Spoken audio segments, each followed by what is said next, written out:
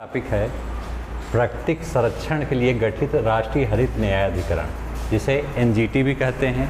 NGT का full form होगा national green tribunal. तो नेशनल ग्रीन ट्रिब्यूनल की स्थापना कब की गई? 2010 में की गई। आइए इससे संबंधित कुछ तथ्य हम लोग जानते हैं।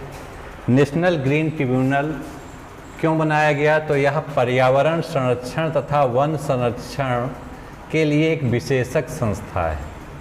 इसके लिए है पर्यावरण संरक्षण तथा वन संरक्षण के लिए एक विशेषज्ञ। तथ्य पे ध्यान दीजिए आप लोग, यहाँ क्या लिखा है? विशेषज्ञ संस्था है।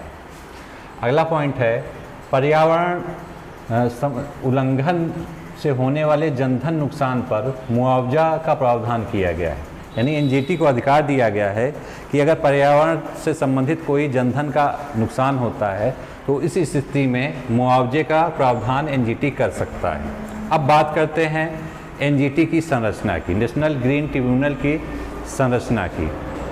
तो याद रखिए जो एनजीटी का मुख्यालय है वो कहाँ स्थित है? मेन बेंच एनजीटी की दिल्ली में स्थित है, दिल्ली में। जबकि एनजीटी की 4 अन्य बेंचें हैं। पश्चिम की तरफ एनजीटी की बेंच का नाम है पुणे में एनजीटी की पश्चिम तरफ बेंच है। जबकि पूरब में एनजीटी की बेंच कोलकाता में स्थित है। जबकि भारत के मध्य में एनजीटी की बेंच है भोपाल में। और भारत के दक्षिण में एनजीटी की बेंच कहाँ स्थित है? चेन्नई में स्थित है। चेन्नई यानी तमिलनाडु में। इसको आप नक्शे के हिसाब से याद कर सकते हैं। अर्थात एनजीटी की मेन बेंच कहाँ है? तो दिल्ली में है। दिल्ली किस दिशा में है? उत्तर दिशा में, भारत में। एनजीटी की मध्य बेंच कहाँ है? तो भोपाल में है, मध्य प्रदेश में। एनजीटी की दक्षिणतम बेंच कहाँ है? तो वो चेन्नई में है। एनजीटी की पश्चिम में बेंच कहाँ है? पुणे में है। एनजीटी की पूरब में बेंच कहाँ है? कोलकाता में है। इस तरह आप पांचों एनजीटी के बेंचों को याद रख सकते हैं। अब बात करते हैं सदस्य। एनजीटी के जो सदस्य होते हैं वो कहाँ से, किस माध्यम से चुने जाते हैं? तो एनजीटी में एक अध्यक्ष होता है। एनजीटी का जो अध्यक्ष होगा वो सुप्रीम कोर्ट का रिटायर्ड जज होता है। सुप्रीम कोर्ट के रिटायर्ड जज को एनजीटी का अध्यक्ष नियुक्त करते हैं। न्यायिक क्षेत्र से एक तो अध्यक्ष हो गया एनजीटी का, और प्लस 9 सदस्य वो हाई कोर्ट के रिटायर्ड जज होते हैं। यानी न्यायिक क्षेत्र से एनजीटी में कुल सदस्यों की संख्या होती है 10, जो कि न्यायाधीश होते हैं। और 10 सदस्य पर्यावरण विशेषज्ञ होते हैं। एनजीटी में 10 सदस्य पर्यावरण विशेषज्ञ होंगे और 10 सदस्य न्यायिक क्षेत्र के होंगे। ये इसके सदस्यों के बारे में मैंने आपको बता दिया। अब एनजीटी के न्याय का तरीका क्या है, इसके बारे में बात करते हैं। तो एनजीटी जो न्याय करती है उसमें प्राकृतिक न्याय सिद्धांत का ध्यान रखती है। प्राकृतिक न्याय सिद्धांत को ध्यान में रखते हुए एनजीटी न्याय करती है। अब बात करते हैं अपील। एनजीटी में अपील कैसे की जा सकती है? तो एनजीटी में अपील करने के लिए 1000 शुल्क का निर्धारण किया गया है। कोई भी व्यक्ति मामले को एनजीटी में ला सकता है 1000 रुपये शुल्क देकर। अब बात करते हैं अगर कोई मामला एनजीटी में आ गया तो उसको 6 महीने के अंदर निस्तारण उसका आवश्यक है। आपसे एग्जाम में पूछ सकता है कि एनजीटी में आए हुए मामले का निस्तारण एनजीटी कितने महीने के अंदर कर लेती है? तो 6 माह के अंदर उसका निस्तारण हो जाता है।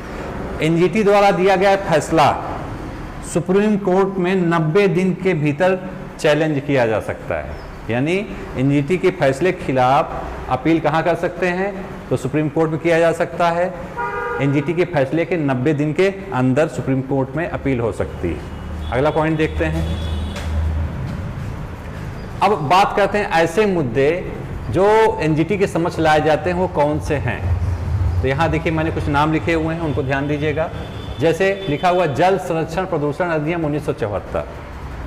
जल प्रदूषण अधिनियम 1974 से संबंधित जो भी मामला होगा वो एनजीटी में लाया जा सकता है। अगला पॉइंट है वन्य संरक्षण अधिनियम 1980।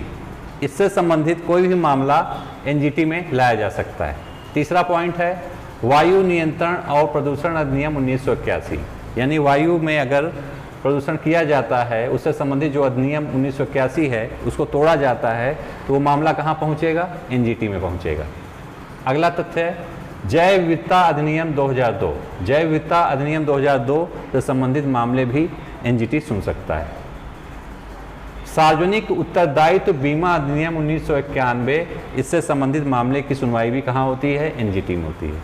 अब बात करते हैं किन मामलों को एनजीटी अर्थात राष्ट्रीय हरित न्यायाधिकरण नहीं सुनता है। तो यहाँ मैंने 2 नाम लिखे हुए हैं, वन्य जीव संरक्षण अधिनियम 1972 और भारतीय वन्य अधिनियम 1927। इन दोनों की सुनवाई का अधिकार एनजीटी को नहीं है। अब बात करते हैं एनजीटी की शक्तियां किस प्रकार की हैं। यहां मैंने लिखा है एनजीटी की शक्तियां। तो एनजीटी को सिविल न्यायपालिका की शक्तियां प्राप्त हैं। किसके बराबर शक्तियां प्राप्त हैं? तो सिविल न्यायपालिका के बराबर एनजीटी को शक्तियां प्राप्त